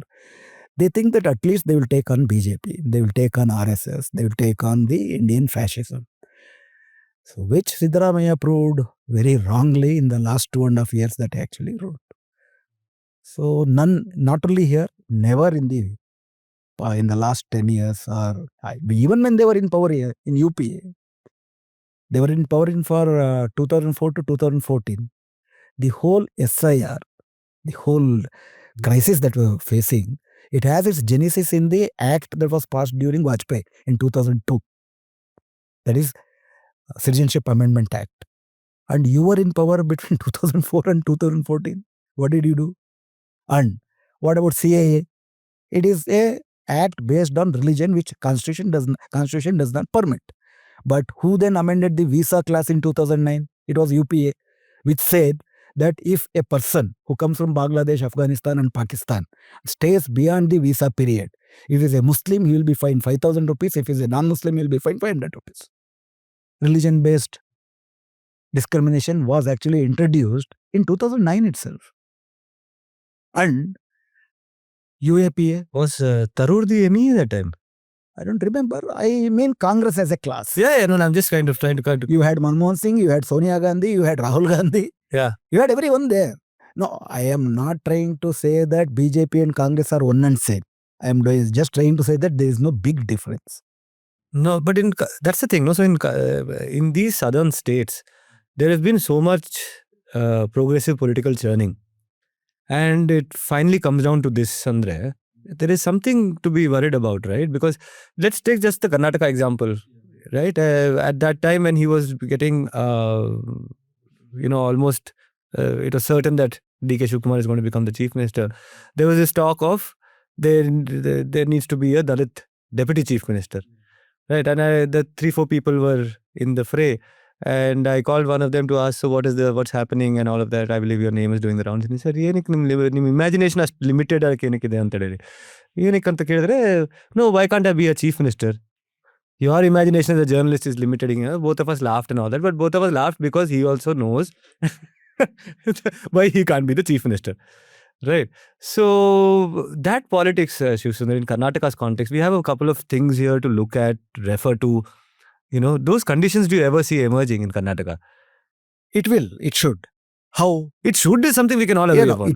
There was a circumstance. How did Devaraj Aras emerge? How did Devaraj Aras compelled to come up with land reforms? I will give you the history. We always attribute the very progressive land reforms to Devaraj Aras. But what happened during 1972? Huchmaste Gowda was the revenue minister. Prior to Huchmaste Gowda, B.D. Jatti during 1961, he brought in the Land Reforms Act. And what was the upper land ceiling? You will be astonished. 436 acres was the upper land ceiling. You spoke about last time, yeah. Then it was reduced during Huchmaste Gowda to 235 acres. It is a kind of legitimizing the feudal hold over that. Then how it was changed? It was because of the protest within the assembly and outside it. Within the assembly, there were 3 communist MLAs and 3 socialist MLAs. Including Kakilaya and all. Kakilaya, B.V. Kakilaya, the father of the great doctor there, B.V. Kakilaya, and you have V.B. Patil, I think. Then you had M.S. Krishnan. Bangarappa and all. Then you had Bangarappa, Konandur Lingappa, and Kagod Temappa. They fought from within, and there was a huge movement on the streets, workers and farmers. B.V. Kakilaya mobilized in Bantwala, thousands of people there. All those Bilabas who are the foot soldiers of RSS today, they were actually the members of communist parties, then socialist parties. In the first 5 elections, from Sulya to Ullal, it was communists. Communists. From Ullal to, say, Ankola, it was socialists. There was a party by name MKSS. For the first 3 elections, 52, 57 and 62, that was how the Dakshin Kannada politics used to play. And you had this BDUs and you have all these people. They were trial workers. That was the ground swelling for the people's politics. Till 1989, you had that kind of reverberance. And this reflected within the assembly also. And that's why a new structure was formed for land reform. There was a kind of committee which was actually manned by both the people, leaders of the people's movement and the MLAs. And these committees were actually given charge of deciding upon the claims. 88% of the claims made by the landless or the tenants in Dakshin Kannada was actually decreed in favor of the tenants. That is because of the intervention of the movement. It happened. India, Karnataka has that history from within and without. So now, what happened then? What happened then was that grassroots level movement was actually collapsing.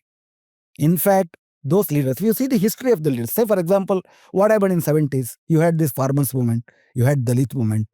Understand the history of this Dalit and farmers movement. How did they actually build the movement?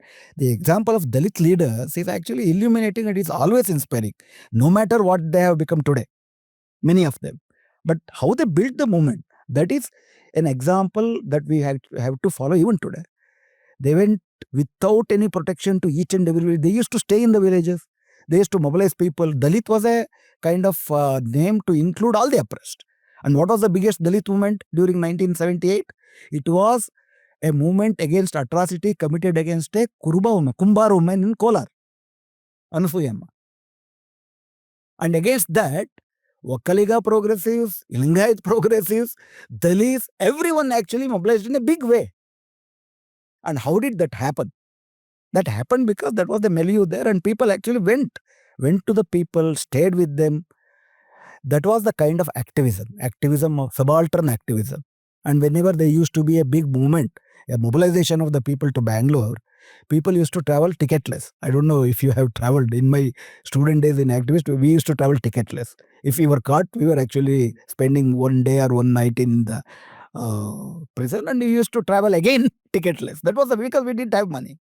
Then there was one Tulsi Tota. Now it is a metro station in near Majestic, that Kaveri house. We used to stay there.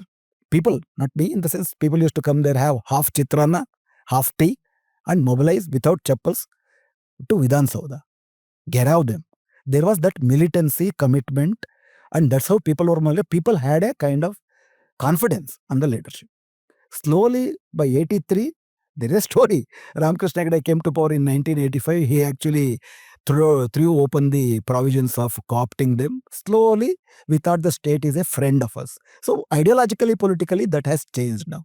State has a class character, state has a caste character, and state cannot be friend of the oppressed people. That is the minimum understanding of the revolutionary progressive movement during the 70s and 80s. But after Siddaramaiah coming to power, the whole, whether it is Marxists, liberals, everyone, now state is a friend. Whether it is even DK Shivkumar. No, but DK Shivkumar is the scariest of all these developments that we have seen. People are happy with DK Shivkumar. Who? See, for example, for SIR, now he has actually declared that there will be a permanent residence certificate, which has a lot of flaws. I have written it today about it, because that will not be accepted by the Election Commission. It is the competent authority should be Tahsildar, and in West Bengal they have already said that they will not even accept domicile certificate. When there was a big movement on the streets by Mamata Banerjee, finally they accepted with 4 conditions. There should be competent authority, there should be a process that is followed, and that should be according to an act passed in 1999, not the new laws that Mamata Banerjee wanted to introduce. Now there is a new rules that is introduced by DK Shivkumar, which says that even oral evidence is suffice to give permanent residence. And why at all this permanent residence is made a condition instead of residence certificate? They want to see that you are citizen. This is citizenship verification, right? So that will not be accepted. But since he is doing something, DK Shivkumar is also considered as okay man. But you know what he is doing in Bidadi? You know what he did yesterday? That minimum wage revision. So it has been actually withdrawn because the industrialists and the many business people, they are against it. They cannot actually pay that, and that is the grouse they have. Now on the alibi of that, it was not actually approved by the cabinet. Now it has been withdrawn for the revision. And in Devanhalli, we had so much about Devanhalli.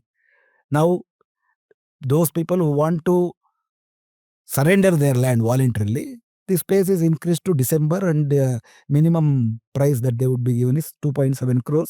Already 520 acres has been actually identified. So there is a premature celebration.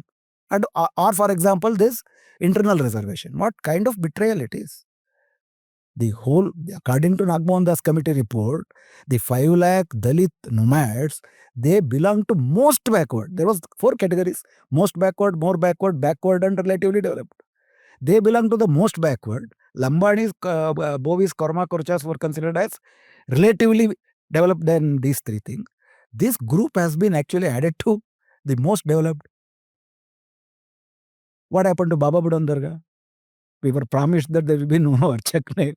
But that to Siddaramaiah was in power. All these things is Siddaramaiah. Whatever name, examples I have been giving, except this Bidadi and other thing, is all during Siddaramaiah.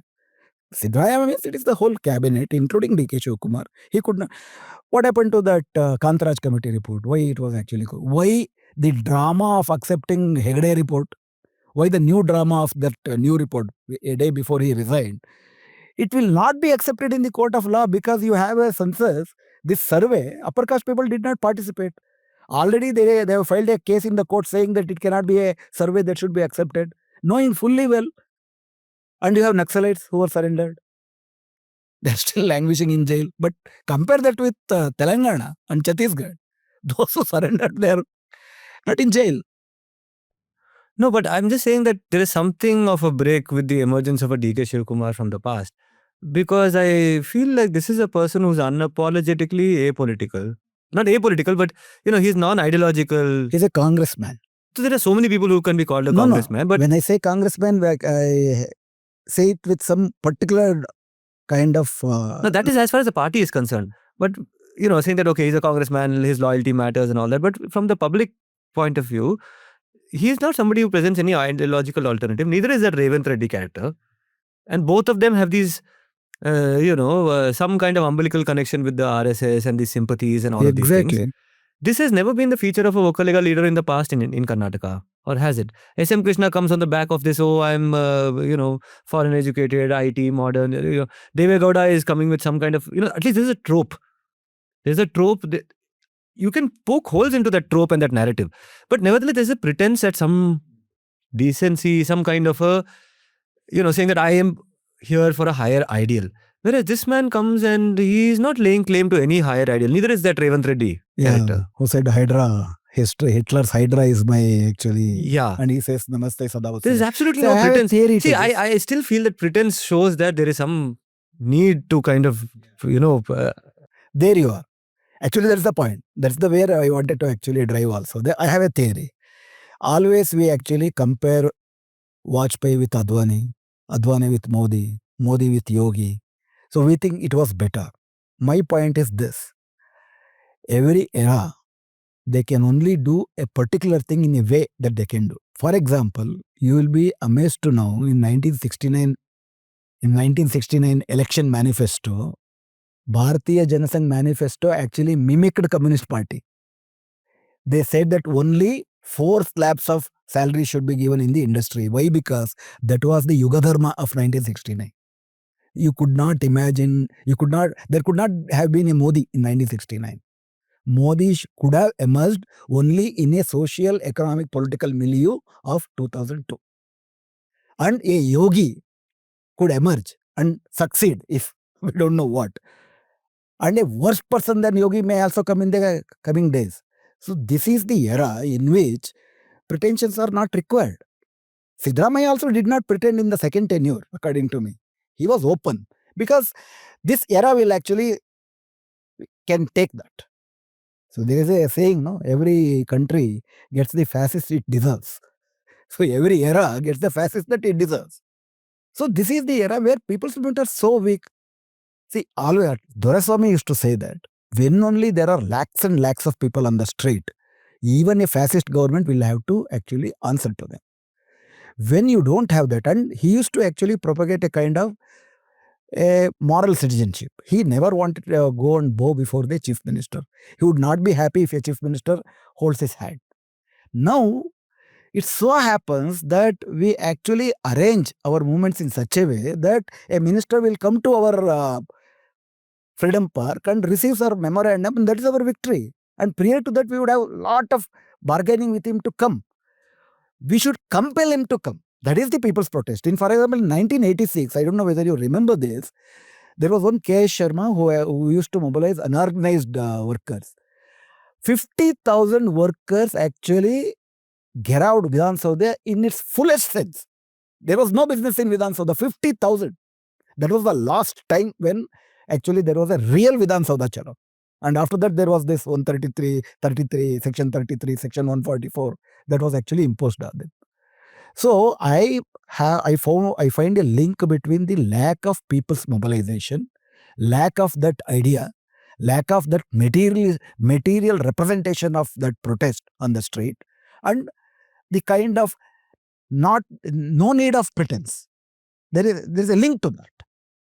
Okay, then we leave this part and get into this last segment now, where I want to just talk about this land acquisition Bidadi. Yeah. I saw a few interesting social realities over there, but your take on the Bidadi question, Shivasundar. Bidadi, and of course, Devanhalli also happened recently. Yeah. What is your reading of the ground?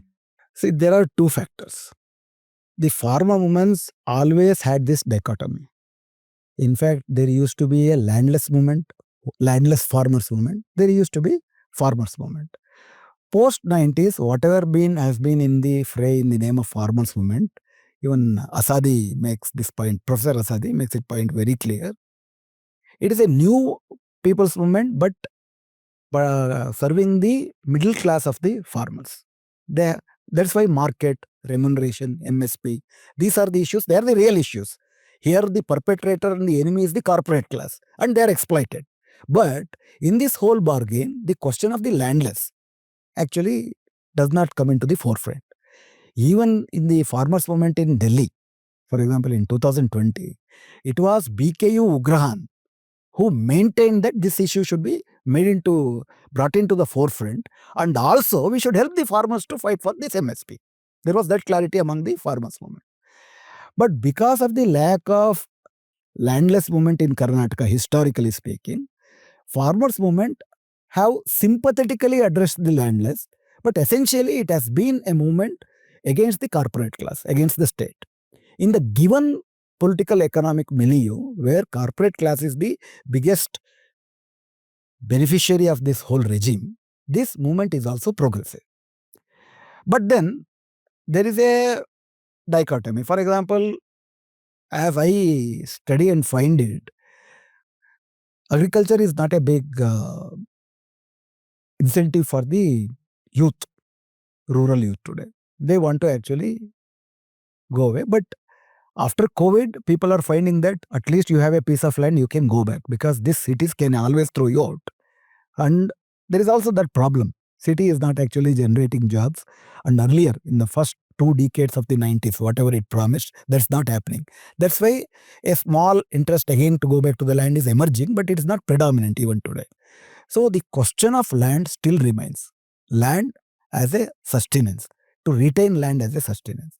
And whenever there is a occupation of land for the big corporate lobbies, first 10 years, the families would see the affluence. For example, in the very same Bidadi area, during 1999, there was this nice project, no? Toyota and Coca-Cola, Toyota, when it came up in 96. Coca-Cola on plant is also there. Coca-Cola is a smaller project, Bidadi was a big project, and for every acre of land during 1996, they used to pay 6 lakh. That was a huge sum in 1996.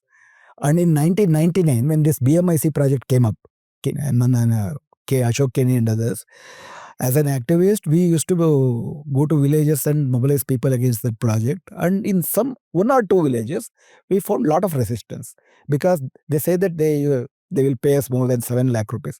Who are you to come and disturb us? But then NICE actually occupied the land. Since then, they cannot develop their land, and their land is not completely acquired also.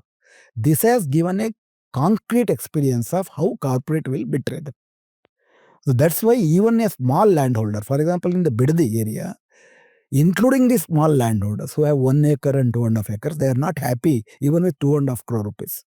They say that once a 2.5 crore rupees is given to them, family crisis will erupt. The distribution of the money is a big problem, and they will again become the peon in the or some kind of job holder in the urban villages. So there is a big movement. The question is, what is this Bidadi project, Anekal project, Devnalli project is part of? It's a grand design of making Karnataka a $1 trillion economy, where Bangalore will be the driving force. With Bangalore Business District, Bangalore AI Surgeon Township, and that BBD area, and that's why you have that newly inaugurated Mysore Magadi Road, etc. That whole area. So, day before yesterday, there was a big meeting of the cabinet subcommittee, along with Shalini Rajneesh, who happens to be the CS. They say that in the next 10 years, they want to invest 35 lakh crore rupees to Bangalore area and convert Bangalore into a kind of a dream city, both for tourism, both for retirement, and both for AI cities. And when I say AI cities, you might know what happened in Visakhapatnam. They are coming with that AI Google city, where they need 1 trillion liter of water every day, continuous supply, and not even a second collapse of electricity. So most of the electricity and most of the water in the areas where AI cities are going to come up, farmers will lose everything. And will they be employed there? They cannot be. For example, Foxconn. Foxconn is a chip factory where Karnataka government has given 7,500 crore rupees of subsidy, capital subsidy. They are producing only 10,000 jobs, that too skilled jobs. Local people are not getting anything. So even if you go through cost benefit analysis, 40 to 50% of the downtrodden subaltern Bangaloreans will lose it, including the landless, including the small farmers. And who will benefit? It is only the top 10% of the class who will get the first class city benefits, and rest of the people will be the slums. What happened day before yesterday, even to the street vendors? They are now empowered with the Supreme Court order saying that free street is your fundamental right. And today, Baregowda has said it very clearly, only in the arterial roads there will be vendors, there will be no vendors in the main roads. So you are reconstructing a new Bangalore, and you want to actually repeat this kind of model in some parts of Gulbarga and Belgaum also. MB Patil is trying to say that even in Belgaum, you will have some aerospace industry. For every aerospace industry, you will have 1,000 Devanandis. So is it the model?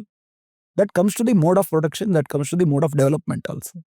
So 40 to 50% of the people, downtrodden people, which is inclusive of in different sectors. So they will be losing it out, and that is very problematic. So this land acquisition is not just about land.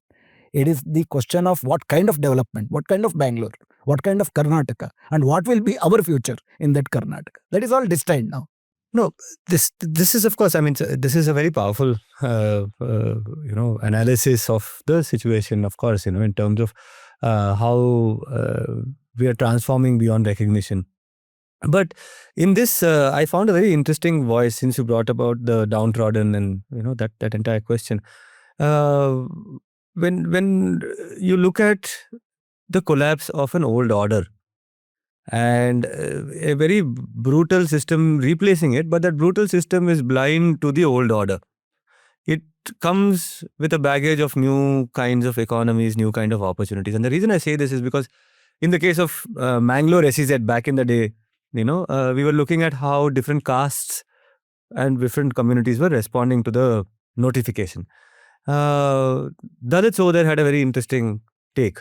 And one of the things they were saying, of course, is that we are not even going to get compensation because we are landless. And, the question of compensation only comes in when you have land.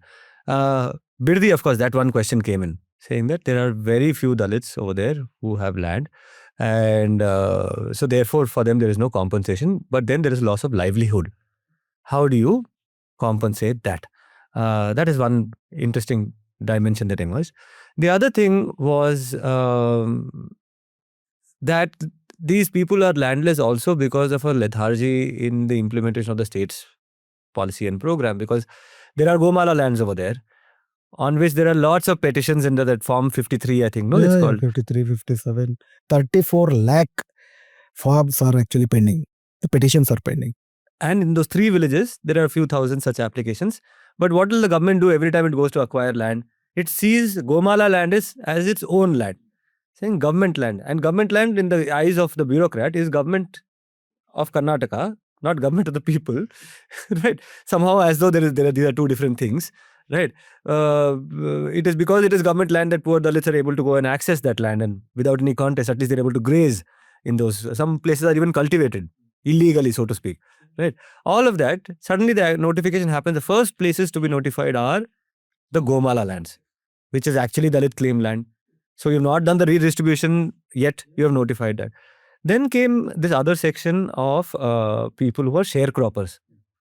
There's a large absentee landlord. And I was sitting with a gentleman who was showing me some of these Instagram influencer videos where he has this, whatever, Gauda or Gaudati or whatever, coming and saying, Idu namma sottu, nanu huttiro ooru, nan bedidiro anta idu, all of that, nodi, it's so green, it is all of this and all that.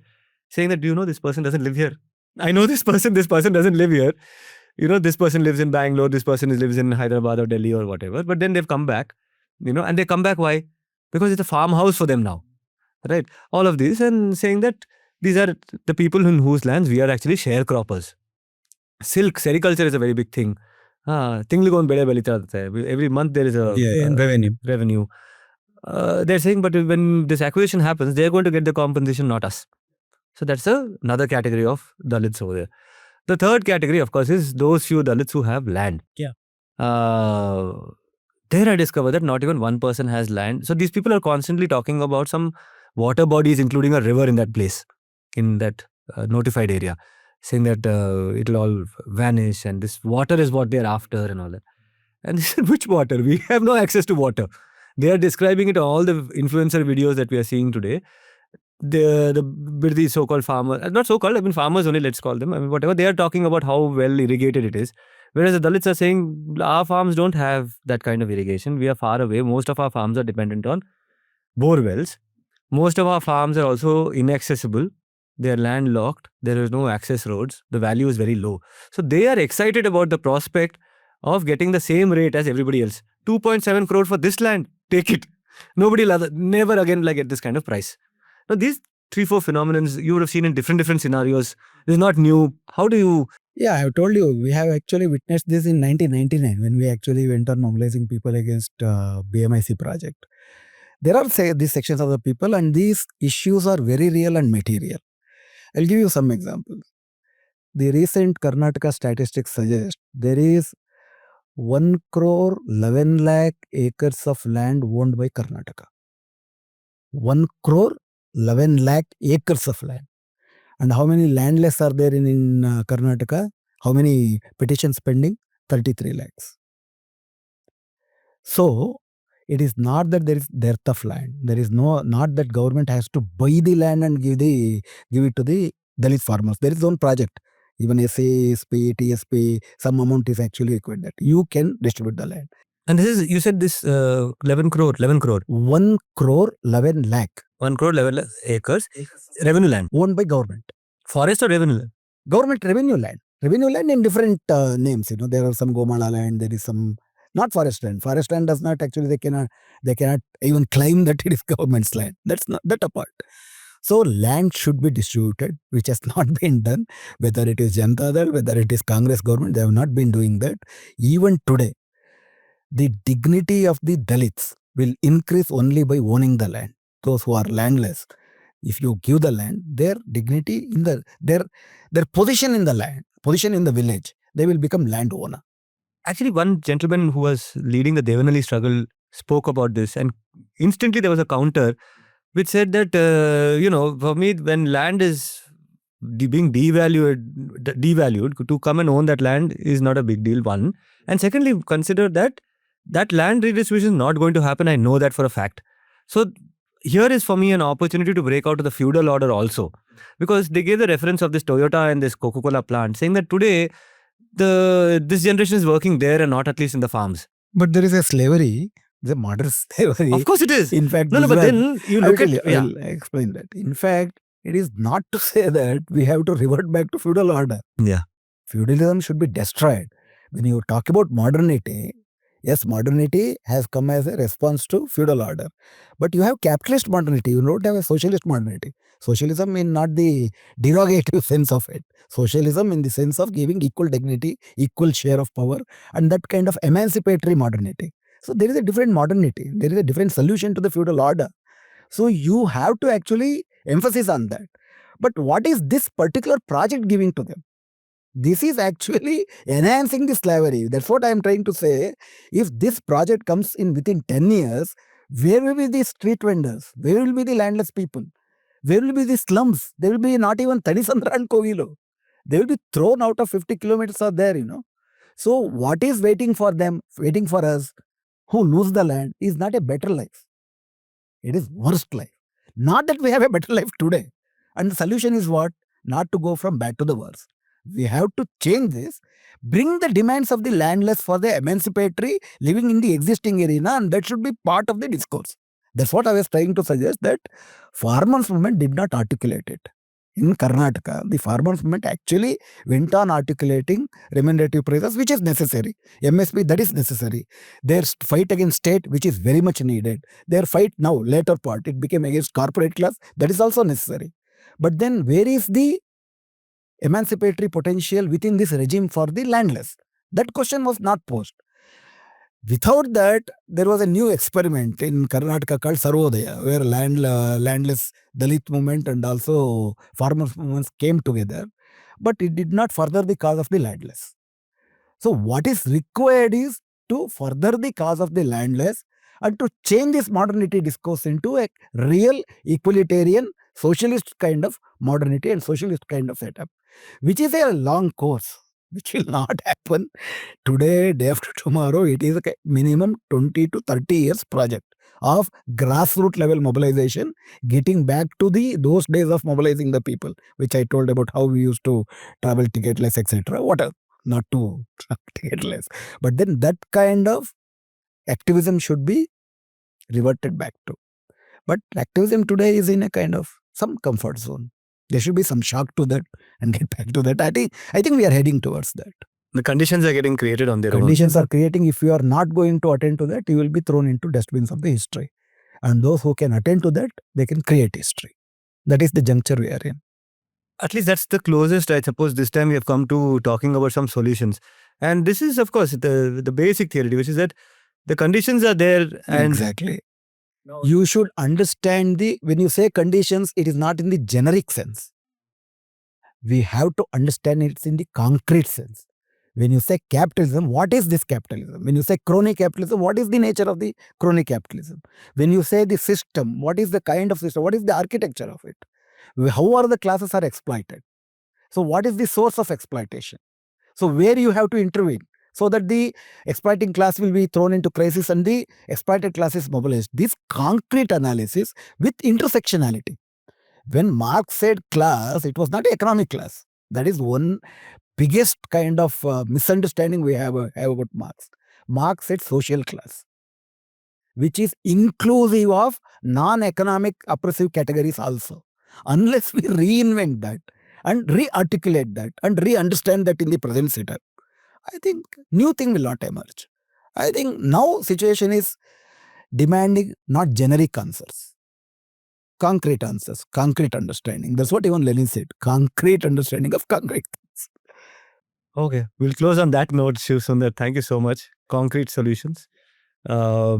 And yes, before we go, the concrete solution to the problem of this newsroom, the studio, is the crunch in funds that we are always facing.